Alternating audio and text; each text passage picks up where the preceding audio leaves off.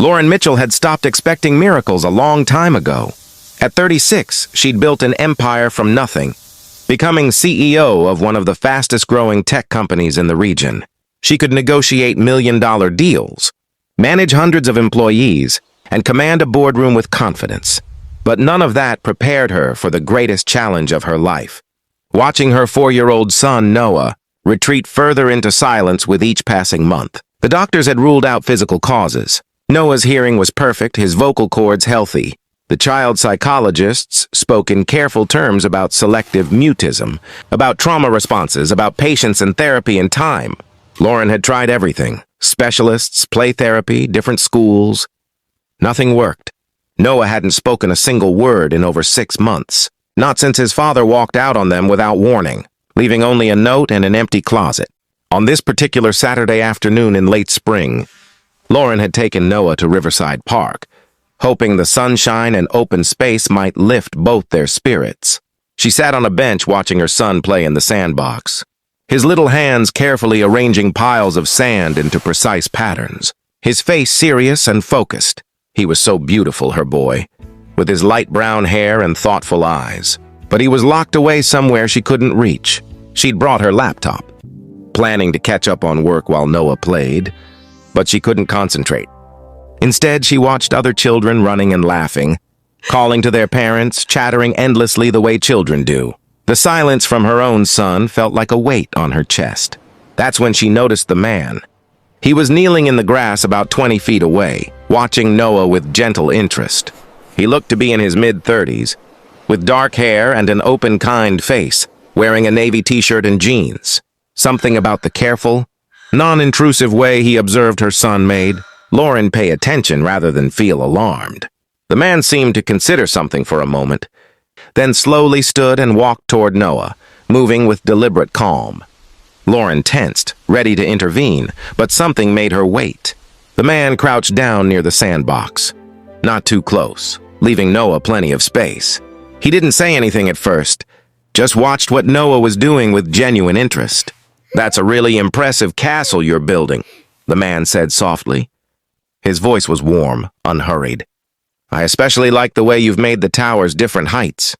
"That takes real thought." Noah glanced at him briefly, then went back to his sand patterns, his small hands still moving methodically. The man settled into a more comfortable sitting position on the grass. "You know what? You remind me of my son. He's 7 now, but when he was your age, he used to build the most amazing things in the sandbox. He didn't talk much either back then. Still doesn't actually, at least not with words." Lauren found herself leaning forward, her heart beating faster. "My boy Ethan, he's autistic," the man continued, still addressing Noah in that same gentle, patient tone. "He communicates differently than most kids. For a long time I worried about that. I thought I was failing him, somehow, because he didn't talk the way other children did. But you know what I learned?" He paused, and Noah's hands had stopped moving. The little boy was listening, really listening. "I learned that there are lots of ways to talk," the man said. "Words are just one way. Sometimes we talk with our hands, making things like you're doing right now. Sometimes we talk with our eyes or our smiles, or by sharing what we love with people who matter to us. Ethan talks to me all the time, even though he rarely uses words. I just had to learn his language." The man looked at Noah's sand creation again. "If you wanted to show me how you built that corner tower, I'd love to learn. You don't have to tell me with words. You could just show me if you wanted." Lauren held her breath. Noah looked at the man for a long moment. Really looked at him, those thoughtful eyes searching. Then, very carefully, the little boy picked up his small plastic shovel and demonstrated how he'd been packing the sand to make it hold its shape. "Oh, I see," the man said, nodding seriously. "You pack it tight first, then shape it. That's smart. Much sturdier that way." Noah almost smiled. Then he did something that made Lauren's heart skip. He handed the man a second shovel, an invitation. They built in silence for several minutes, the man following Noah's lead, asking occasional quiet questions that didn't require verbal answers, understanding when Noah pointed or gestured. Lauren watched, tears streaming down her face, as her silent son communicated, in his own way with this stranger who somehow understood. Finally, Lauren approached them, her legs unsteady. "Excuse me," she said softly. The man looked up and stood immediately, a slight flush, coloring his cheeks as he seemed to realize he'd been playing in the sandbox with someone else's child. "I'm sorry, I should have asked permission before—" "No," Lauren interrupted, her voice thick. "No, don't apologize. What you just did, how you were with him—" She couldn't finish the sentence. The man's expression softened with understanding. "I'm Ryan Harper," he said, extending his hand. "Single dad, park regular, amateur sandcastle architect." "Lauren Mitchell," she managed, shaking his hand. "And this is Noah." Ryan crouched down to Noah's level again. "It was an honor to build with you, Noah. You're an excellent teacher." Noah looked at Ryan, then at his mother, then back at his sandcastle. He picked up a small stick and carefully placed it on top of one of the towers like a flag. "That's perfect," Ryan said. "Every good castle needs a flag." Over the next hour, Lauren and Ryan talked while Noah played nearby, occasionally glancing back to make sure the adults were still there. Ryan told her about Ethan, about the journey of learning to parent a nonverbal autistic child, about the challenges and unexpected joys. "The hardest part was letting go of my expectations," Ryan admitted. "I had this picture in my head of what fatherhood would look like, playing catch, having long talks, all of that. But Ethan gave me something different, something I didn't know I needed. He taught me to slow down, to notice things, to find meaning in moments instead of words." "Noah used to talk," Lauren said quietly. "He was chatty, always asking questions. Then his father left, and it was like Noah just shut down, stopped speaking completely. I've tried everything, therapists, specialists, different approaches. Nothing works." Ryan was quiet for a moment, watching Noah add details to his creation. "Maybe," he said carefully, "the question isn't how to make him talk again. Maybe it's how to hear what he's trying to say now, in the language he's choosing." Lauren felt something shift in her chest, a loosening of the desperate grip she'd had on this problem for months. "Would you like to get ice cream with us?" Ryan asked. "There's a place just across the park.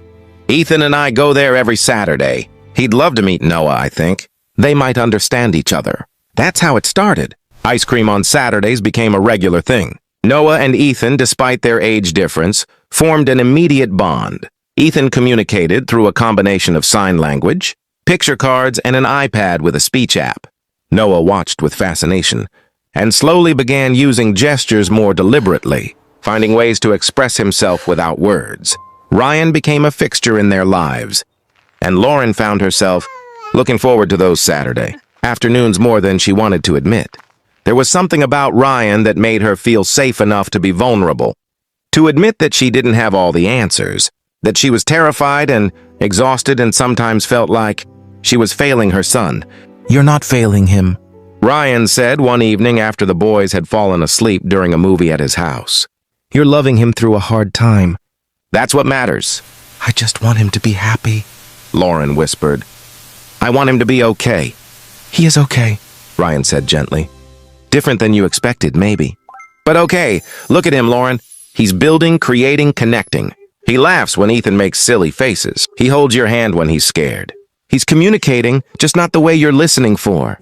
3 months after that first meeting in the park, Lauren and Noah were at Ryan's house for dinner. Ryan was in the kitchen making spaghetti, Noah's favorite. He'd learned while Lauren helped set the table. The boys were in the living room playing with building blocks. Suddenly Lauren heard it. A sound so unexpected that she dropped the plate she was holding. It shattered on the floor, but she didn't even notice. "Did you hear that?" she gasped, gripping Ryan's arm. They rushed to the living room doorway. Noah was sitting on the floor with Ethan, both boys focused on their block tower. And Noah was humming, softly, hesitantly, but unmistakably humming a tune. Ethan looked up at Noah and smiled, then began humming too, a different tune that somehow harmonized. Lauren's hand flew to her mouth, tears spilling over. Ryan put his arm around her shoulders, understanding the magnitude of the moment. "Sound," he whispered. "It's a start." Over the following weeks, Noah began making more sounds, humming while he built, soft laughs at Ethan's antics, small noises of contentment.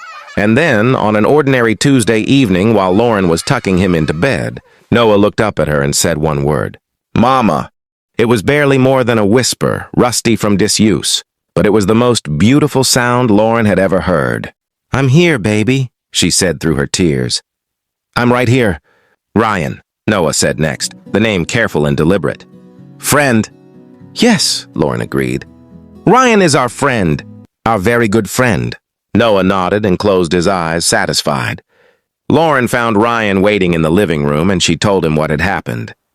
He pulled her into his arms, and she realized that somewhere along the way, these Saturday afternoons and dinner, times and shared, moments of watching their children connect, had become more than friendship.